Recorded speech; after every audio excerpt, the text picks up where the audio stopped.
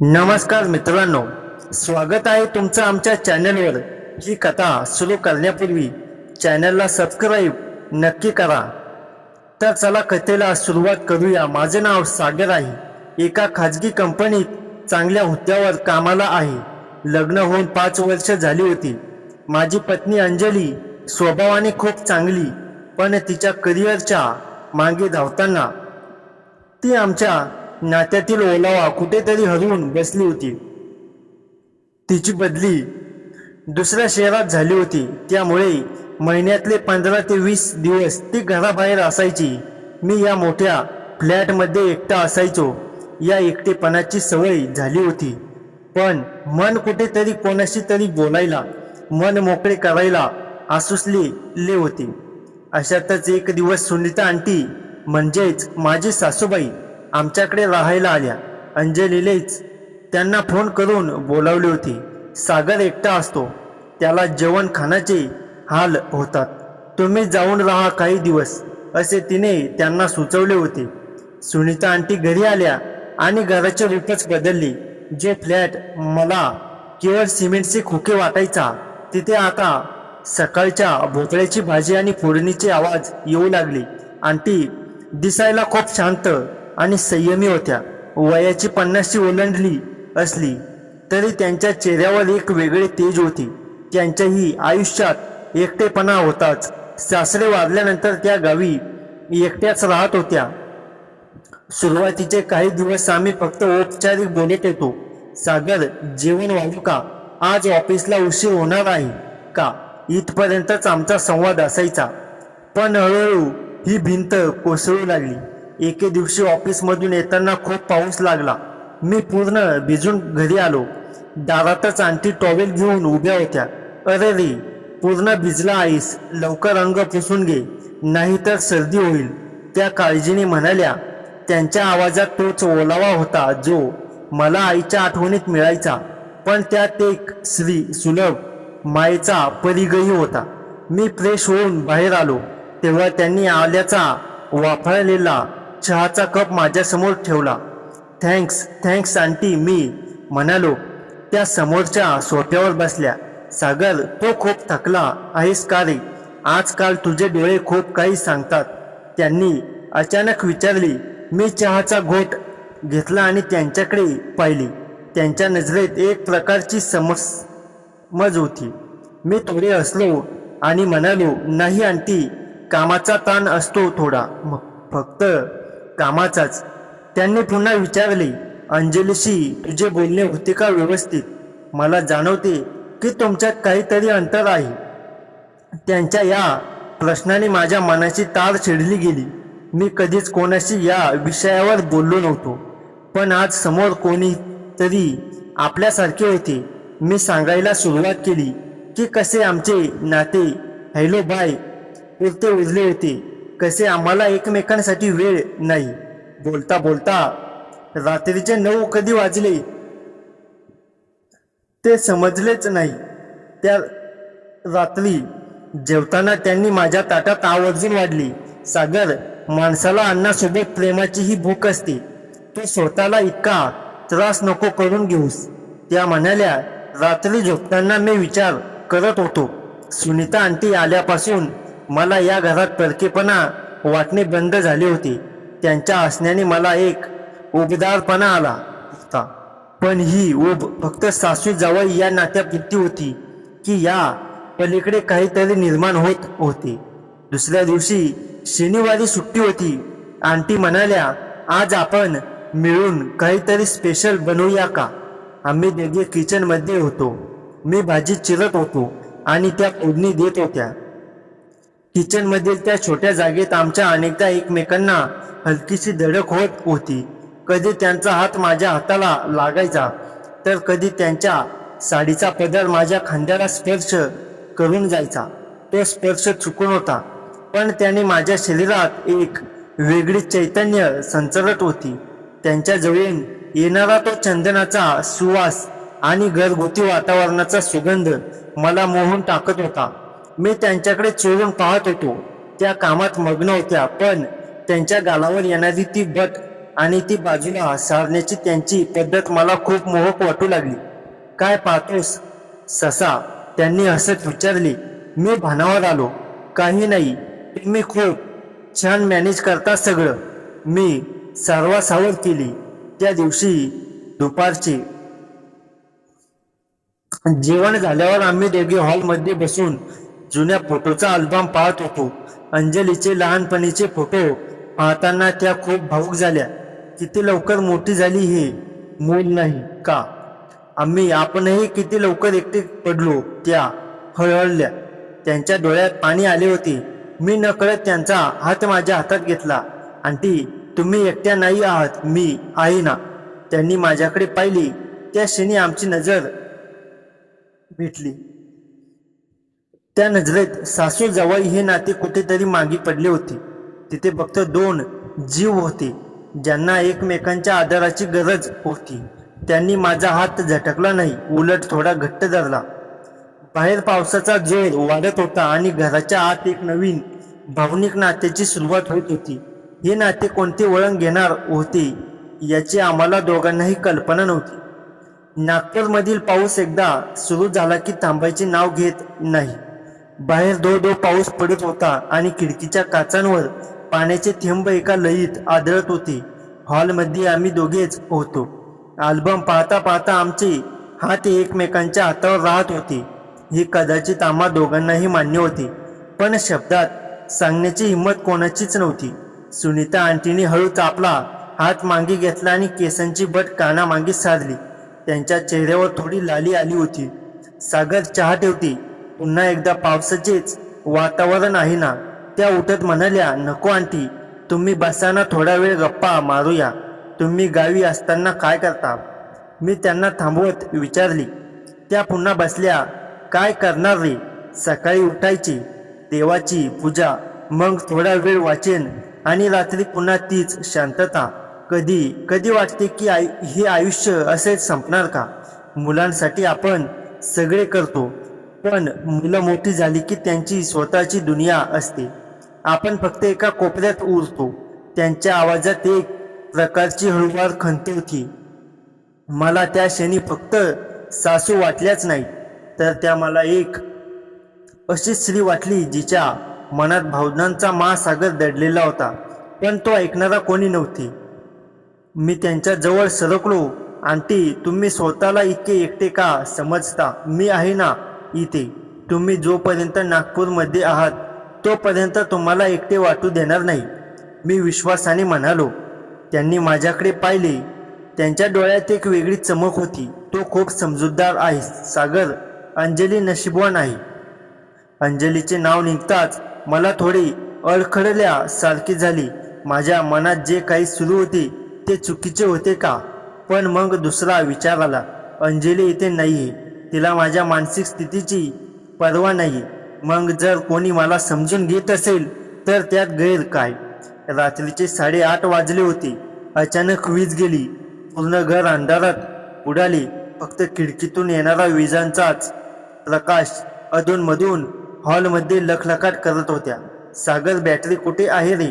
आंटीचा आवाज थोडा घाबरलेला होता. तिथेच आहे, सोप्याजवळ. मी पाहतो. अंधारातच चपखलत उठलो. माझा पाय सोप्याच्या कोपऱ्याला लागला आणि मी तोर जाऊन थेट आंटीच्या अंगावर पडलो. अंधात आमची शरीरे एकमेकांना भिडली. त्यांच्या शरीराचा तो उबदार स्पर्श मला जाणवला. त्यांच्या हृदयाचे ठोके मला त्यांच्या छातीवर स्पष्ट ऐकू येत होते. त्यांचा श्वास वेगाने चालला होता. मी बाजूला होण्याचा प्रयत्न केला, पण माझा हात चुकून त्यांच्या कमरेभोवती विळखा घालून बसला. काही क्षण आम्ही तसेच होतो. शांतता इतकी तीव्र होती की पावसाचा आवाजही जणू थांबल्यासारखा वाटला. सुनीता आंटीने माझा खांदा धरला होता. त्यांनी मला बाजूला ढकललेले नाही, उलट त्यांचे हात माझ्या पाठीवर स्थिरावले. सागर, त्यांनी अगदी हळू आवाजात माझे नाव घेतले. त्या आवाजात राग नव्हता, तर एक प्रकारची ओढ होती, विश्वास होता आणि कदाचित एखाद्या गहिवराचीही लाट होती. मी हळूच बॅटरी चालू केली. प्रकाशात पाहिले तर त्यांचा चेहरा पूर्णपणे लाल झाला होता. त्या धापा टाकत होत्या. आमच्या नजरा एकमेकांना भेटल्या त्या क्षणी मला जाणीव झाली की ही ओढ फक्त माझ्या बाजूने नव्हती, त्या तितक्याच व्याकुळ होत्या. सॉरी आंटी, तोल गेला माझा जरा, मी अडखळत म्हणालो. काही हरकत नाही.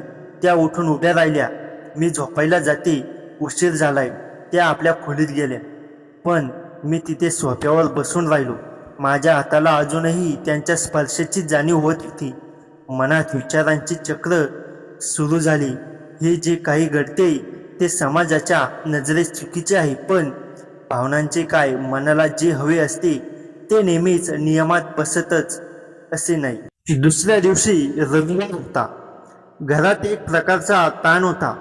आम्ही दोघेही एकमेकांशी डोळे मिळवायला घाबरत होतो, पण त्या तणावातही एक प्रकारचे आकर्षण होते.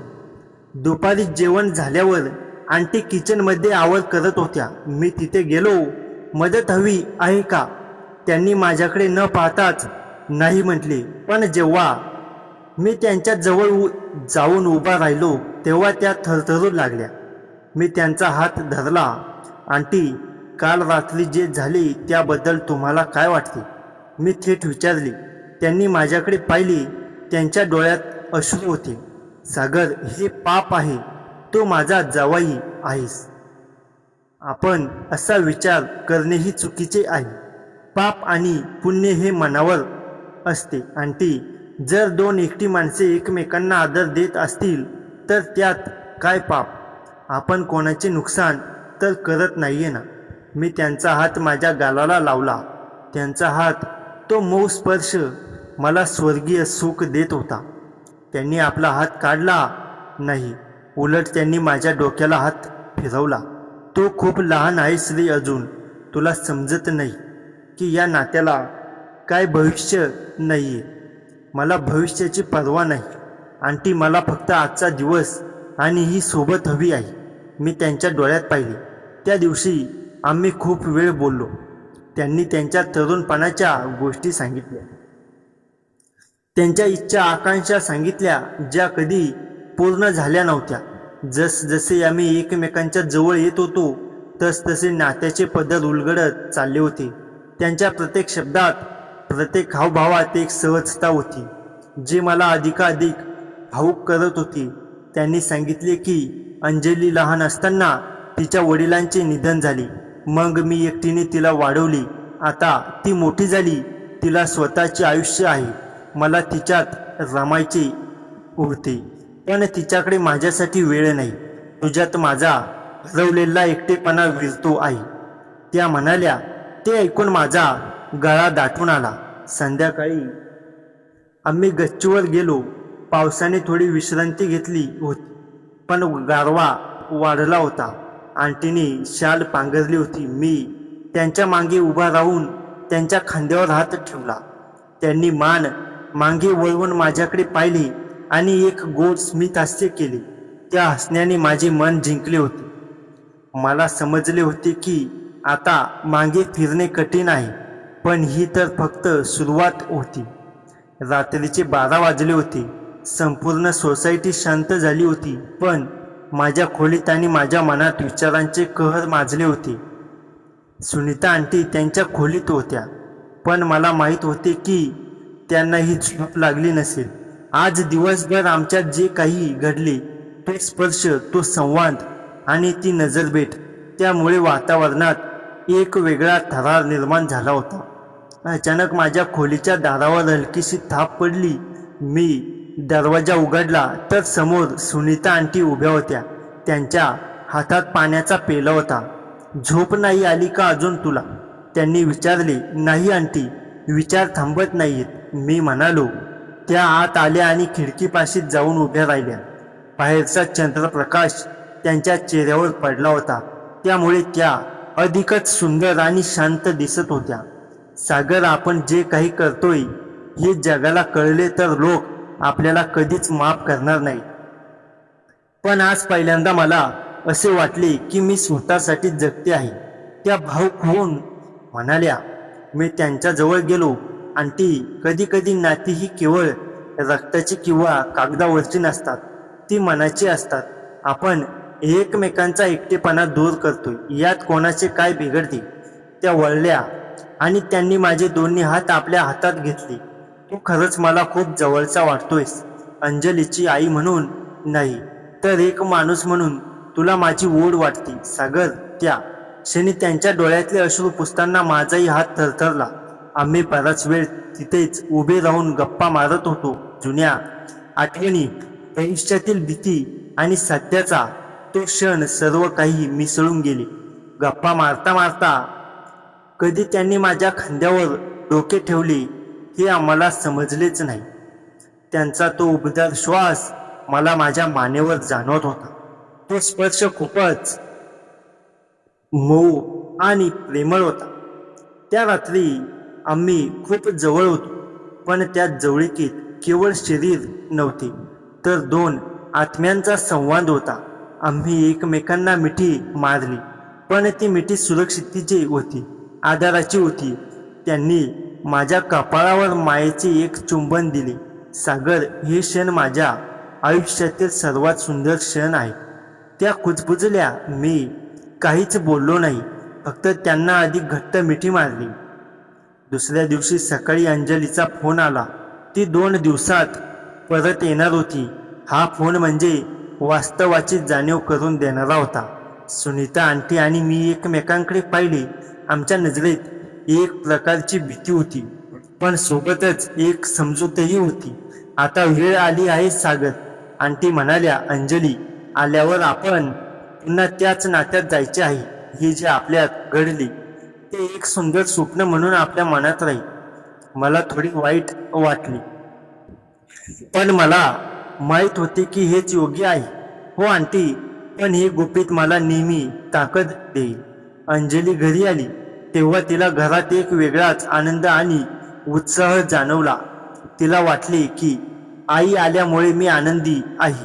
तिला कधीच कळले नाही की तिच्या अनुपस्थितीत 2 एकाकी मनांनी एकमेकांना किती मोठा आदर दिला आहे.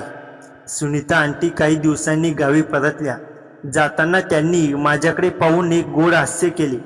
त्या हास्यात खूप काही दडलेले होते. कृतज्ञता, प्रेम, विरह आणि एक आयुष्यभराची आठवण. मी आजही कधी कधी खिडकीत बसून त्या पावसाळी रात्रीचा विचार करतो. ते नाते एका जगासाठी कदाचित विलक्षण होते, पण माझ्यासाठी ते अत्यंत पवित्र आणि भावनिक होते. आयुष्यात काही माणसे अशी येतात जी तुम्हाला स्वतःची ओळख करून देतात, आणि सुनीता आंटी माझ्यासाठी तशाच होत्या. सुनीता आंटी गावी गेल्यानंतर पहिले काही दिवस अगदी उदास गेले. घर पुन्हा एकदा त्या सिमेंटच्या खोक्यासारखे वाटू लागले. सकाळची फोडणी बंद झाली, भोपळ्याची भाजी हरवली आणि चहाचा तो वाफाळलेला कपही कुठेतरी हरवून गेला. अंजली घरी होती, पण तिचे क्षण लक्ष फोनवर, लॅपटॉपवर आणि ऑफिसच्या कॉल्सवर होते. आमच्यातील संवाद पुन्हा हॅलो बाय पुरता उरला होता. एक दिवस संध्याकाळी अंजलीने अचानक विचारले, सागर, आई गेल्यापासून तू खूप शांत का असतोस? मी थोडा गडबडलो. काही नाही, ऑफिसचा प्रेशर असतो ना, मी सरसकट उत्तर दिले. अंजलीने खांदे उडवले आणि पुन्हा तिच्या लॅपटॉपकडे लक्ष दिले. तिला खरे वाटले की मी फक्त कामात वेगळा आहे, पण माझ्या मनात तर सुनीता आंटींचा चेहरा, त्यांचे हसणे, त्यांचा तो स्पर्श आणि त्या रात्रीचा चंद्रप्रकाश पुन्हा पुन्हा उगवत होता. 10 दिवसांनी एके दिवशी सुनीता आंटींचा फोन आला. सागर, कसा आहेस? त्यांचा आवाज ऐकून माझे हृदय जोरात धडधडले. मी ठीक आहे आंटी, तुम्ही कशी आहात? मी विचारली. मीही ठीक आहे, पण इथे पुन्हा तीच शांतता आहे. तुझ्याशी बोलावेसे वाटले म्हणून फोन केला. त्यांच्या आवाजातील ओलावा म्हणून मला जाणवला. आम्ही खूप वेळ बोललो. गप्पा संपल्यावर मी खिडकीजवळ जाऊन उभा राहिलो.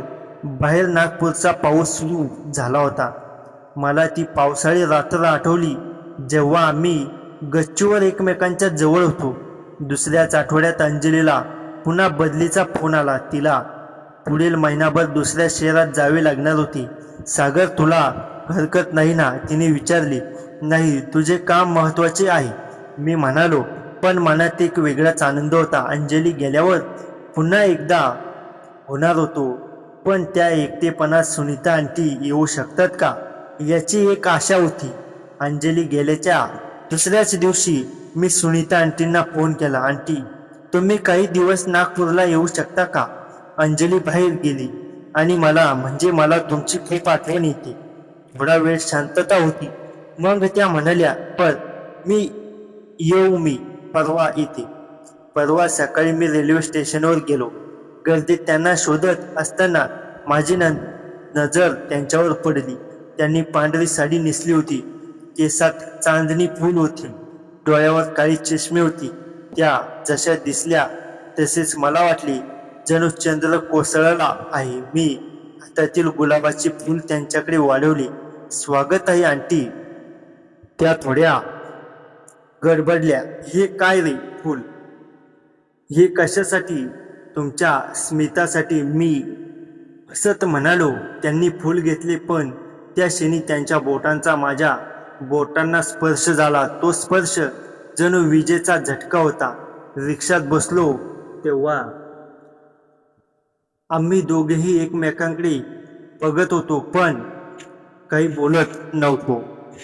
शब्दांची गरजच भासत नव्हती. घरी आल्यावर आंटीने घरात पाऊल ठेवले तशीच त्यांनी हातातील बॅग खाली ठेवली आणि मला म्हणाल्या, सागर, मला सांग, तू खरोखर मला बोलावलंस का की एकटेपणा बोलावतोय? मी त्यांच्या डोळ्यात पाहिले, दोन्ही, आंटी, एकटेपणाही आणि तुमची ओढही.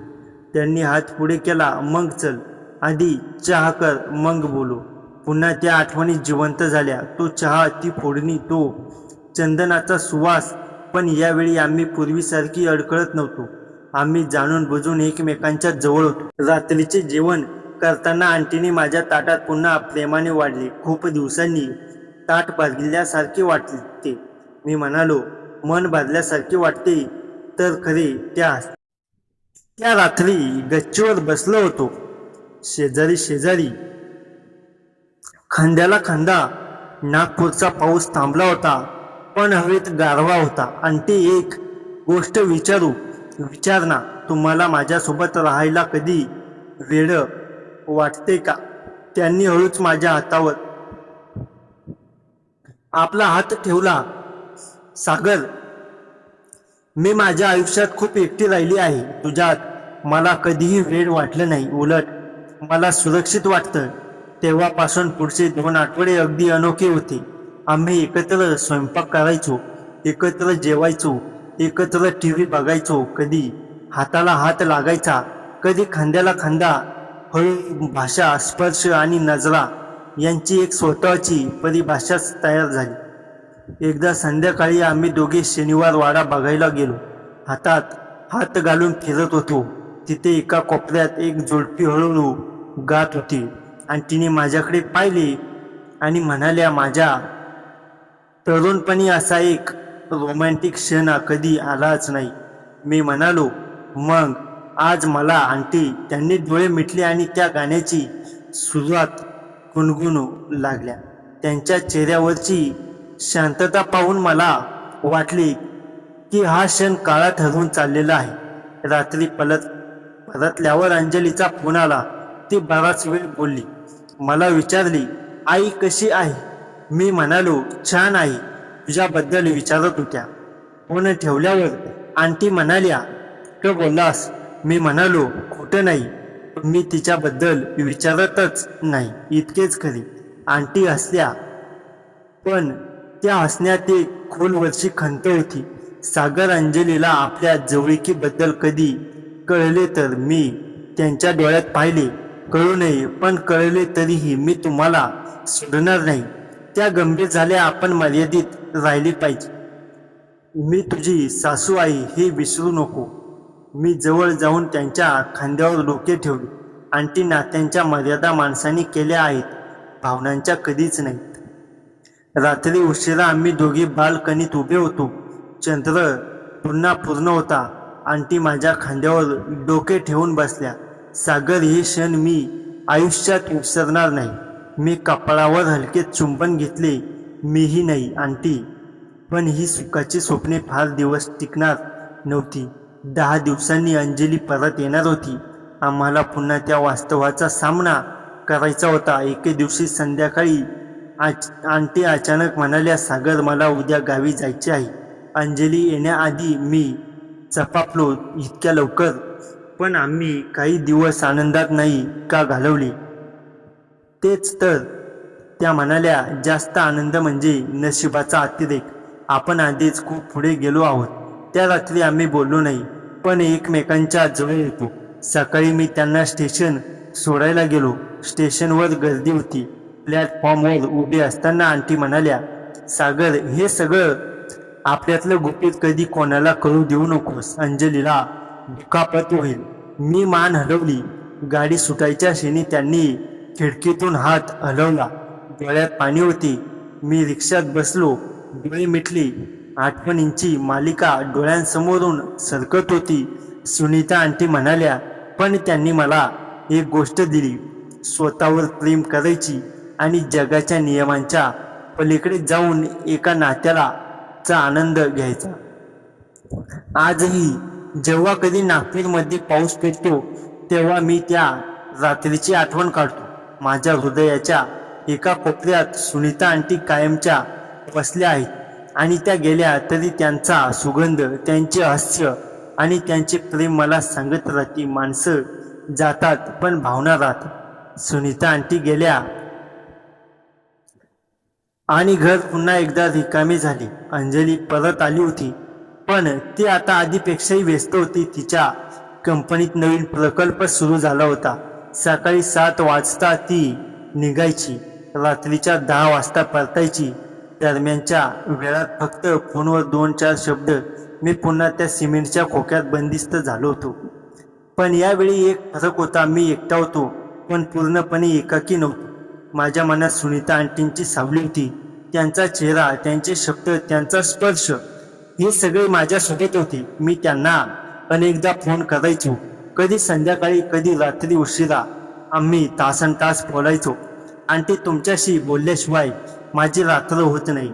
मी एकदा म्हणालो. त्या हसत म्हणाल्या, माझी ही तशीच सवय लागली रे तुझी. एक दिवस अंजलीने माझा फोन पाहिला. तिने काही विचारले नाही, पण तिच्या नजरेत एक प्रश्न होता. मी टाळाटाळ केली, पण हे किती दिवस चालेल? मी स्वतःलाही विचारले. अंजलीशी खोटे बोलणे मला जमत नव्हते, पण सत्यही सांगता येत नव्हते. एका गुंतागुंतींच्या जाळ्यात मी अडकलो होतो. एके दिवशी अंजली अचानक म्हणाली, सागर, आईला आपण काही दिवसांसाठी नागपूरला बोलूया. तिला एकटे राहायला आवडत नाही. माझे हृदय जोरात धडधडले. हो, नक्की बोलवू, मी अविचारपणे म्हणालो. मनात मात्र भीती होती. आता पुन्हा जवळ येऊन मग पुन्हा जाणे हे जमेल का दोघांनाही? 3 दिवसांनी सुनीता आंटी पुन्हा नागपूरला आल्या. यावेळी अंजली ही घरी होती. समोरच्या खोलीत त्या राहत होत्या. सुरुवातीचे 2 दिवस सगळे औपचारिक होते. अंजलीच्या उपस्थितीत आम्ही जणू अपरिचित होतो. पण 3ऱ्या दिवशी अंजलीला ऑफिसमधून रात्री उशिरा बाहेर जावे लागले. ती गेली आणि घरात फक्त आम्ही दोघेच होतो. संध्याकाळचा सोनेरी प्रकाश खिडकीतून आत येत होता. मी हॉलमध्ये बसून वाचत होतो. सुनीता आंटी स्वयंपाकघरातून बाहेर आल्या. त्यांच्या हातात 2 कप चहा होता. एक कप माझ्यासमोर ठेवून त्या समोरच्या सोफ्यावर बसल्या. हा चहा खास तुझ्यासाठी बनवलाय, इलायचीचा, त्या म्हणाल्या. तुझी आवड मला आठवते. मी चहाचा घोट घेतला. तो गोड होता, पण त्याहीपेक्षा त्यांची काळजी होती. मी कप खाली ठेवला आणि त्यांच्याकडे पाहिले. आंटी, तुमच्याशिवाय हे घर मला खूप रिकामे वाटते. अंजली आहे, पण तिच्यात मला तो ओलावा सापडत नाही.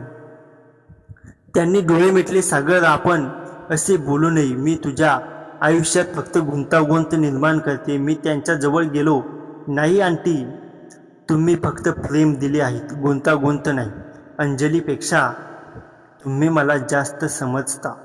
हे ऐकून त्यांच्या डोळ्यात पाणी आले. सागर, मी तुझ्यापेक्षा 18 वर्षांनी मोठी आहे. समाज काय म्हणेल? मी त्यांच्या हातात हात घेतला. समाजला काय करायचे? तो नेहमीच काही ना काही म्हणतो, पण मला फक्त तुमची साथ हवी आहे, फक्त तुमचा आधार. त्या रात्री आम्ही गच्चीवर खूप वेळ बसलो. पुन्हा चंद्र पूर्ण होता. शेजारी शेजारी खांद्याला खांदा लावून काही वेळ काहीच बोललो नाही. फक्त शांतता होती. पण ती शांतता बोलकी होती. कुठेतरी दूर एखाद्या मंदिरातून घंटा वाजत होती. अचानक आंटी म्हणाल्या, सागर, तू मला एक कविता ऐकवशील का? मी थोडा गडबडलो. मी कवी नाही आंटी, पण तुझ्या नजरेत कविता आहे त्या असल्या. मी थोडा वेळ शांत बसून राहिलो. मग हळूवार म्हणालो, अंधारात हरवलेला एक एकटा दिवा तुझ्या सानिध्यात मिळाला मला नवा उजेड. नात्यांच्या कोंडीत अडकलेले मन तुझ्या स्पर्शाने झाले मोकळे गैरी. त्यांनी माझ्याकडे पाहिले, डोळ्यात अश्रू होती. एवढे सुंदर शब्द तुझ्याकडे आहे. मी हसलो. तुम्ही सांगितले म्हणून बोल.